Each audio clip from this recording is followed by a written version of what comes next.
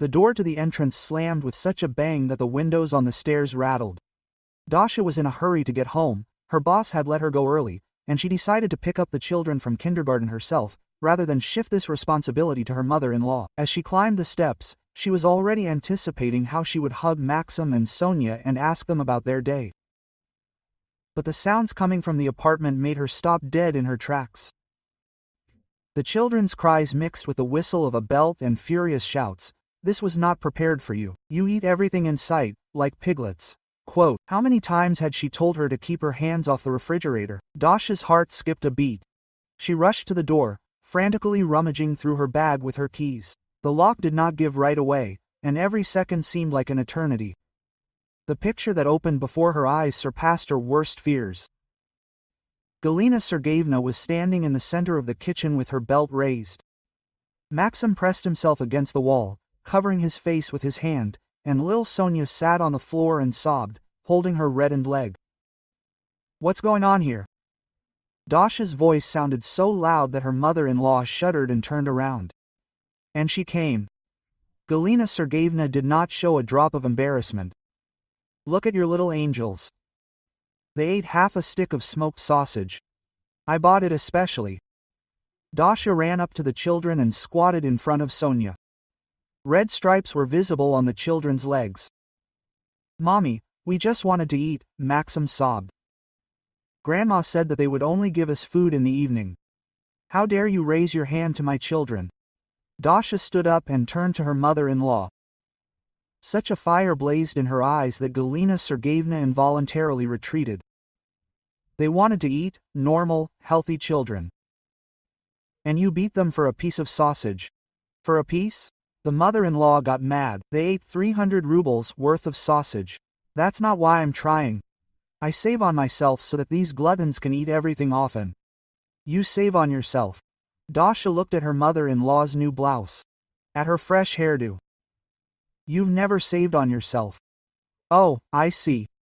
Galina Sergeyevna threw her belt on the table. Since you're so smart, since I'm so bad, then support your children yourself, and I won't help anymore. At that moment, a familiar sound was heard in the hallway. Her husband was returning from work. Andrei appeared at the kitchen threshold and looked around at the assembled group in confusion. What happened? Why is everyone shouting? Ask your mother, Dasha muttered through her teeth. She beat her children with a belt for eating. Andrei looked uncertainly at his mother, then at his wife. Mom, what are you saying? They are children. Children, children, Galina Sergeyevna stamped her feet. And who feeds them? Who clothes them? I don't see my pension. I spend everything on them. And they are ungrateful, greedy. Dasha felt like something inside her finally switched over. For too long she had tolerated her mother-in-law's whims, her constant complaints about the children, about herself. For too long she had pretended not to notice the oddities in the house. Quote, you know what, Galina Sergeyevna? She said slowly and distinctly. Let's figure out what you spend your pension and our money on. She went to the refrigerator and threw it open. The shelves were empty. Several jars of baby food, a pack of pasta, some cheese. Quote, where is the food? Asked Dasha. Andrei brought whole bags of groceries yesterday. Quote, sat down, muttered the mother-in-law, but her eyes darted around. Sat down? Dasha opened the freezer. And where is the meat?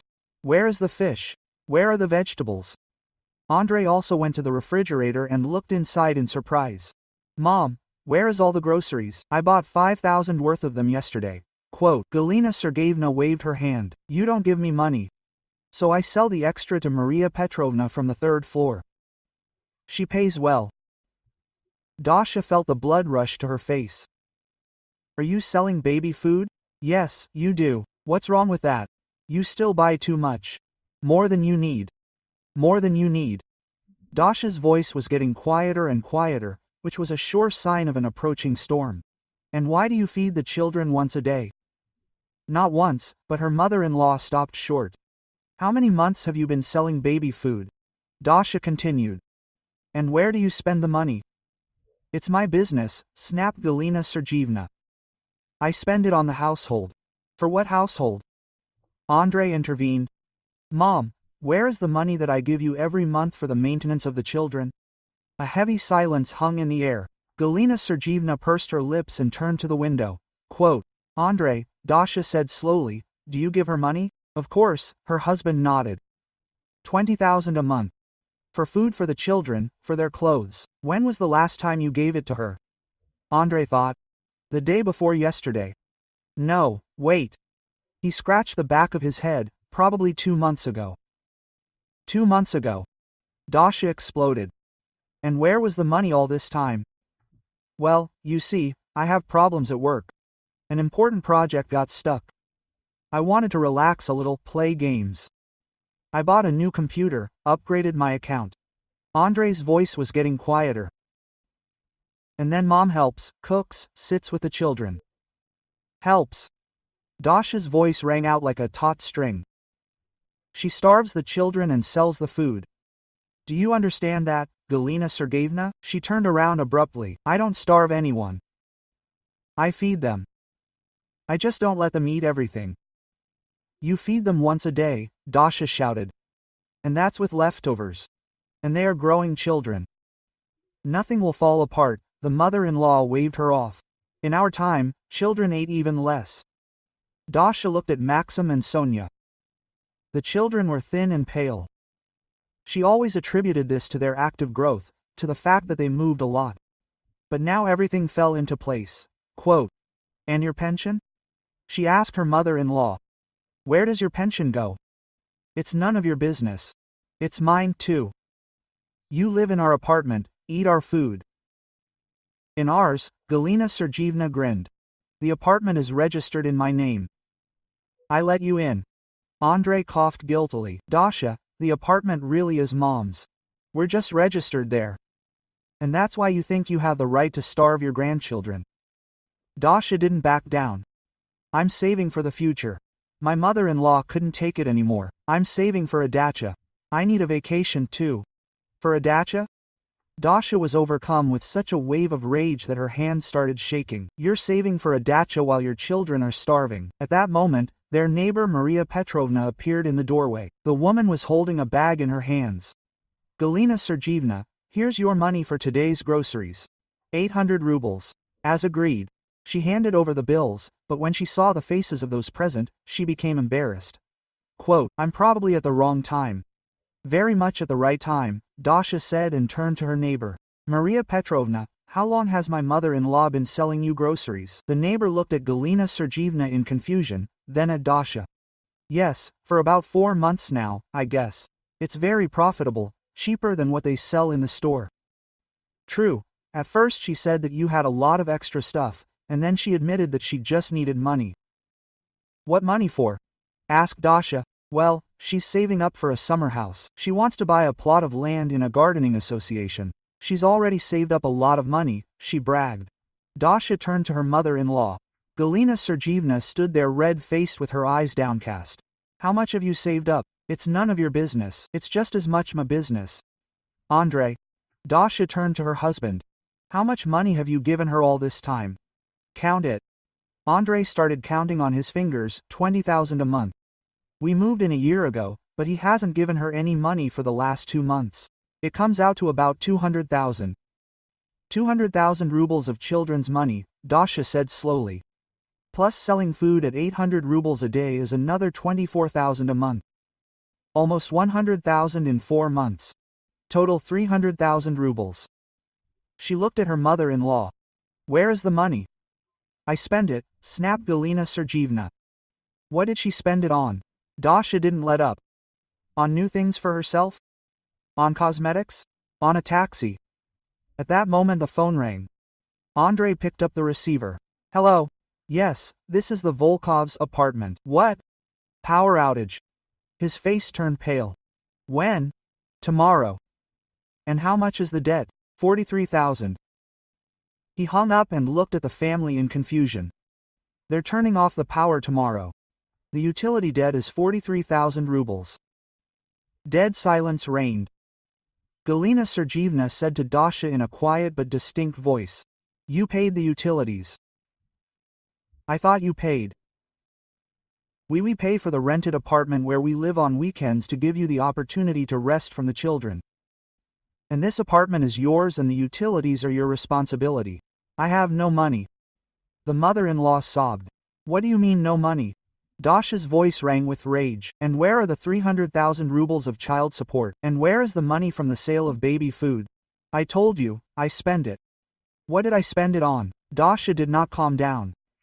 Here, on the household, on myself. I need it too. Maria Petrovna coughed delicately. Forgive me for interfering, but Galina Sergeevna recently bragged that she had already saved 400,000 for a dacha. She said that she would soon buy a plot of land. Dasha felt the ground slipping out from under her feet. 400,000 rubles. Money intended for the children. Money that could feed the family for a year. Money that is not enough to pay for utilities. Where is the stash? She asked in an iron voice. What stash? Galina Sergeevna tried to lead away. Don't play with me, Dasha exploded. You starved my children for 6 months, sold their food, didn't pay the utilities. And all for the sake of your stupid dacha. She rushed into her mother-in-law's room. The others followed her. Dasha began to methodically examine the closets, bedside tables, look under the mattress. Quote, You have no right, Galina Sergeevna screamed. This is my room, and these are my children, Dasha snapped. In an old suitcase standing on the mezzanine, she found a thick envelope, emptied its contents onto the bed. Bills fanned out, both 5,000 and 1,000 ruble ones. Quote, Let's count, Dasha said and began to count the money. It came to 420,000 rubles. Quote, Here they are, she said, showing the money to her husband. Children's money. Money that was supposed to go towards their food, clothing, development. But instead the children were starving, she was saving up for a dacha. Andrei sank into a chair, his face fell. Mom, how could you? Galina Sergeevna tried to justify herself. I didn't know that there would be debts for utilities. I thought you only thought about yourself, Dasha interrupted her. About your desires. And the children? Children are just a burden for you. She took the children by the hands. Maxim, Sonia, go pack your things. We're leaving. Where are we leaving? Asked Maxim. To Grandma's. To my mother. No one will beat you there for wanting to eat. Dasha, wait, Andrei tried to stop her. Let's sort this out. Let's sort this out calmly. She turned to him. Your mother starved your children for 6 months. Yours? And you spent their money on games and alcohol. What is there to figure out? But I didn't know. I didn't know, Dasha grinned. And why didn't I inquire? Why didn't I ever ask how the children were, what they were eating, how they were feeling? Andrei was silent. He really didn't know what to answer. An hour later, Dasha and the children were already sitting in a taxi. The children's documents, their most necessary things, and 43,000 rubles from their mother's stash, exactly the amount of the utility debt, were in her bag. Mom, are we not going to live with Grandma Golia anymore? Sonia asked. No, baby, we won't anymore. And what about Dad? Dad will decide for himself who he will live with, us or his mom. The next day, Dasha filed for divorce. Through a lawyer, she demanded that Galina Sergeevna reimburse the funds spent improperly and compensate for the moral damage caused to the children. The court found the claims justified. Galina Sergeevna was forced to return all the money and pay additional compensation. Andrei tried to apologize, promised to change, assured that he would be a better father. But Dasha had already made her decision. She had believed promises for too long, hoped for changes for too long. 6 months later, when all the formalities were settled, Dasha and the children moved into a new apartment. Maxim and Sonia recovered, cheered up, became ordinary children again, curious, active, cheerful. Galina Sergeevna was left alone in her apartment. The dacha was never bought. All the money went to compensate for the damage. Andrei occasionally visited his mother, but their relationship was strained. He blamed her for the destruction of the family, and she blamed him for not supporting his mother in difficult times. Sometimes, passing by the playground, Galina Sergeevna saw children playing and remembered her grandchildren. But it was too late. Too late she realized that by saving on children for the sake of her own whims, she had lost the most precious thing, her family. And Dasha learned the main thing. No one has the right to hurt her children. No one, even under the guise of caring for the family. Thank you for listening to the end. If you found the story interesting, subscribe to the channel and like it so you don't miss new videos.